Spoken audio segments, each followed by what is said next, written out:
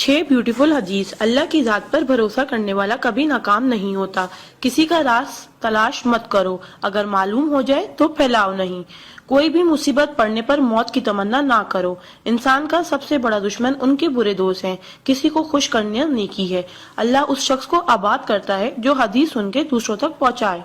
अगर ये दुआ आगे फॉरवर्ड ना करो तो वापस मुझे सेंड कर देना। प्यारे नबी करीम मोहम्मद सल्लल्लाहु अलैहि वसल्लम ने अरशाद फरमाया, वो शख्स जन्नती है जो रात को सोने से पहले सबको माफ करके सोए। और आप सल्लल्लाहु अलैहि वसल्लम ने ये भी फरमाया, जिसने भी मेरी इस हदीस को सुना और दूसरों तक पहुंचाया, क़यामत के दिन उसके लिए मेरे शफाए वाजिब होगी। बुराई को खुद में और अच्छाई को दूसरों में तलाश करो, यही आपकी सबसे बड़ी अच्छाई है। गुस्से से बचो क्योंकि वही पागलपन से शुरू होता है और पछतावे पे खत्म होता है। तन्हाई में अपनी सोच पर और महफिल में अपनी जुबान पर काबू रखो।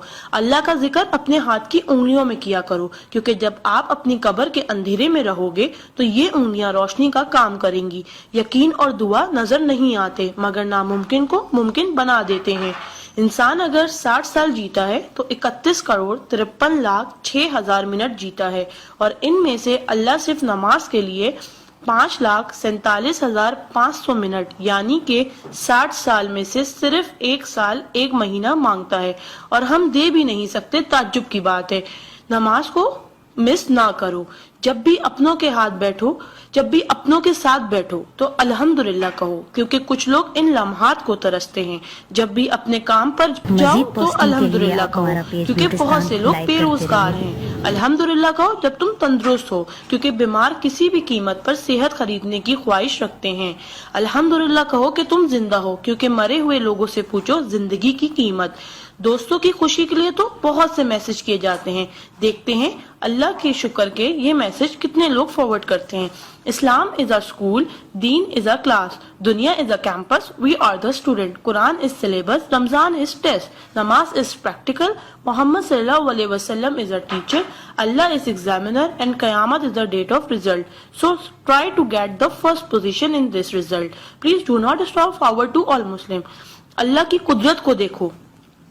पानी आसमान की तरफ उठे तो भाप, आसमान से नीचे गिरे तो बारिश, जम के गिरे तो ओले, गिर कर जमे तो बर्फ, फूल की पत्ती पे गिरे तो शबनम, पत्ती से निकले तो अर्क, जमा हो जाए तो झील, बहने लगे तो नदी, आंखों से निकले तो आंसू, जिस्म से निकले तो पसीना, हजरत इस्माइल अलैहिस्सलाम के कदमों से निकले तो आबे जमजम, और मेरे आका सल्लल्लाहु अलैहि वसल्लम की उंगलियों से निकले तो आबे कौसर। सुभान अल्लाह, सुभान अल्लाह, सुभान अल्लाह।